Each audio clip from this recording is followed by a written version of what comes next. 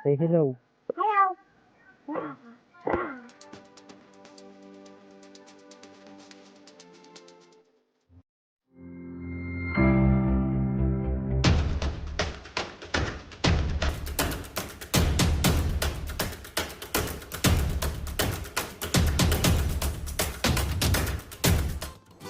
Ayan, magandang araw sa lahat at maraming salamat sa pagdalaw mo sa ating channel. Siya nga pala, kung bago ka pa lang sa ating channel, huwag kalimutan mag-subscribe, paki-hit ang notification bell, at paki-like, comment, and share na rin ang ating video bilang suporta.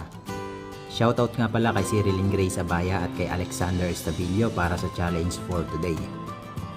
Ngayong araw ay magsusolo long ride tayo papunta sa Banawe Rice Terraces. Hanggang sa tutuluyan natin, kailangan natin pumadyak ng 221.02 kilometers. Kinabukasan, naakyat naman tayo ng 5.33 kilometers papunta sa view deck ng Banawe Rice Terraces.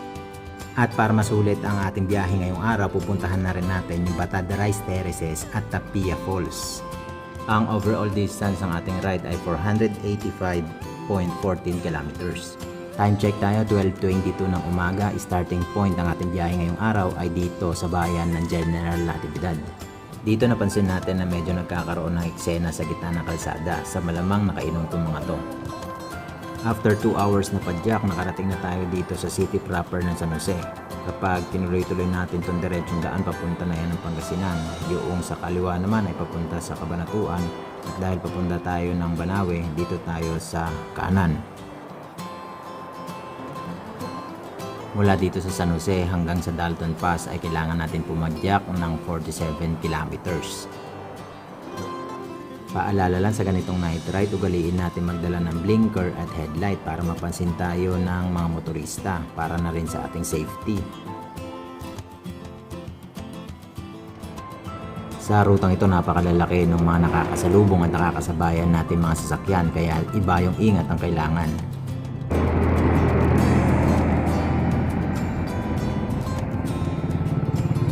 Nandito na tayo ngayon sa rock shed ng Kapintalan. Kanina pa tayo umaahon.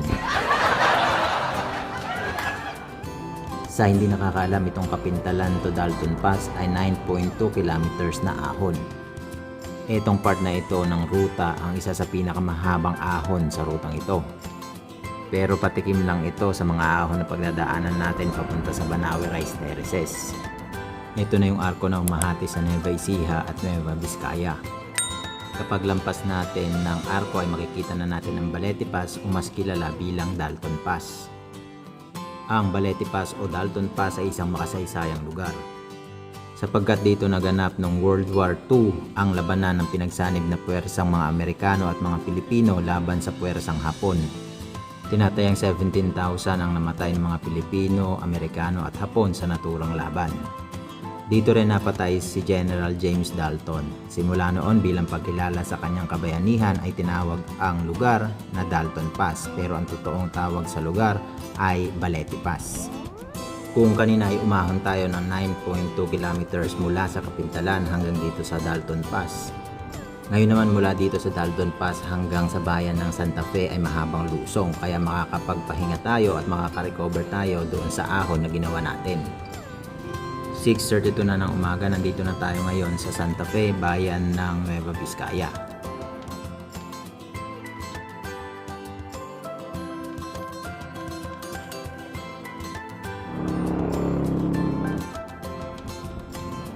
Dito sa Aritaw hanggang sa Bambang, medyo maganda yung kalsada kasi 4-lane siya. Pero kailangan ng iba yung pag-iingat dahil yung mga sasakyan dito ay rumaragasa. Time check tayo, 10:02 ng umaga, nandito na tayo sa Bambang.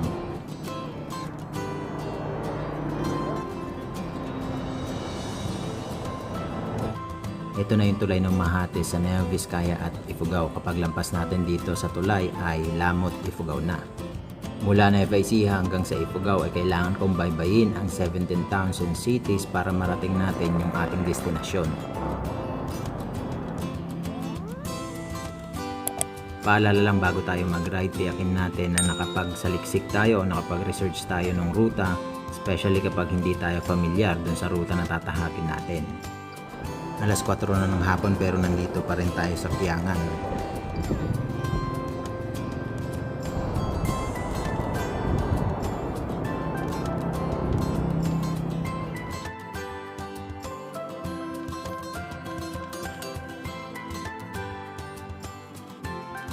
4:16 na ng hapon at nandito pa rin tayo sa tulay ng Lagawe. Mula dito sa Lagawe hanggang sa Banawe ay 52.9 kilometers pa. Tapos marami pang ahon yung dadaanan natin kaya siguradong gagabihin na tayo sa lansangan.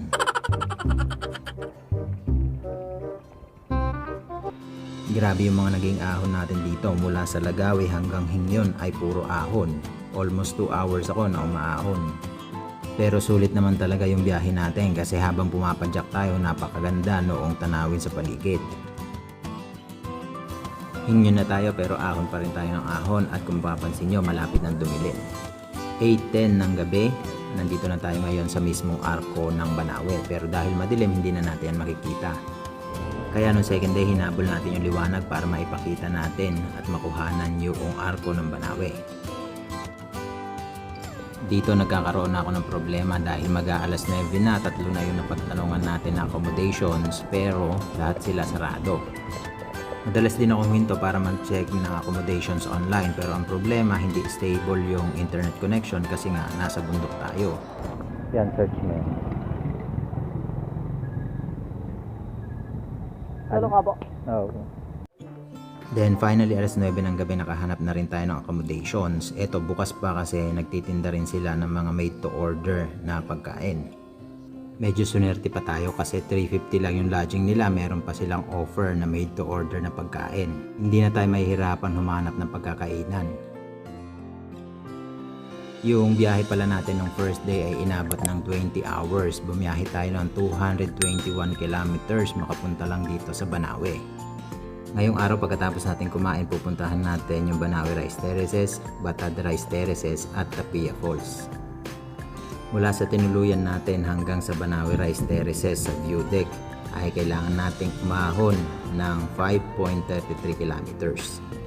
Nandito na tayo sa isa sa mga view deck ng Banawe Rice Terraces. Kung mapapansin ninyo kasalukuyan palang tinataniman yung mga rice terraces.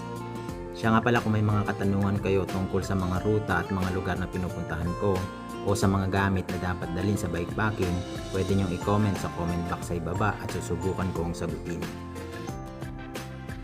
Ang Banawe Rice Terraces ay ginawa ng mga Ifugao 2,000 taon na nakakaraan.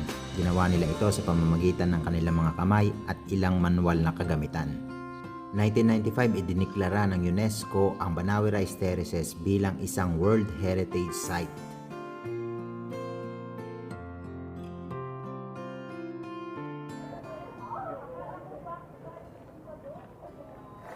Pagkatapos natin puntahan yung Banawe Rice Terraces, pupunta naman tayo ngayon sa Batad Rice Terraces at sa Tapia Falls.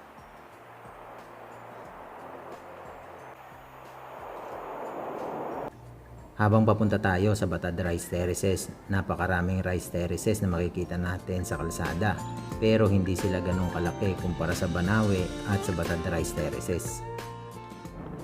Para makarating sa Batad Rice Terraces, kailangan natin pumadyak ng 16.22 kilometers.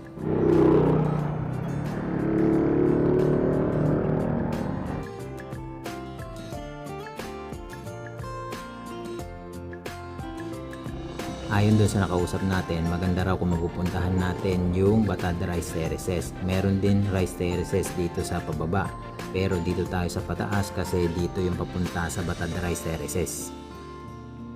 Lock again.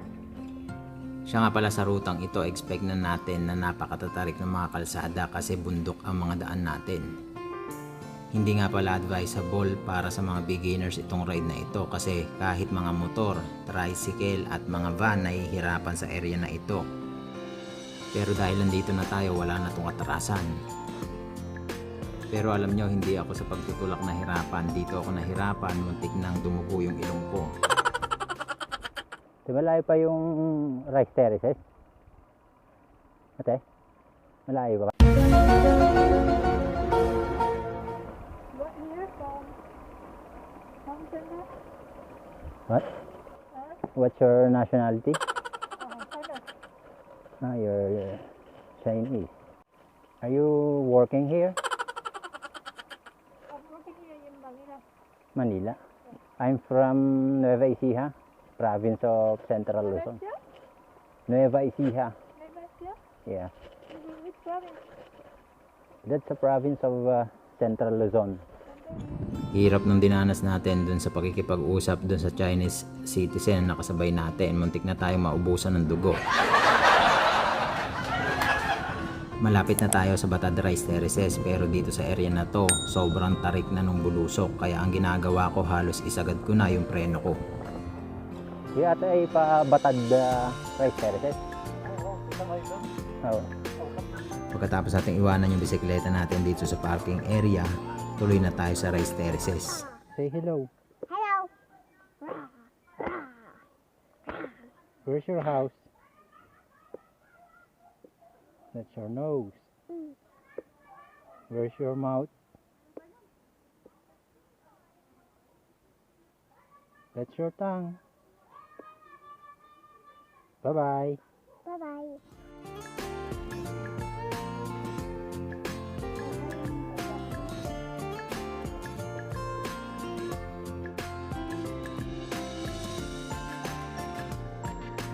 Kapag pupunta kayo dito sa Batad Rice Terraces, huwag kayong mag-alala kasi marami dito mga restaurant at accommodations.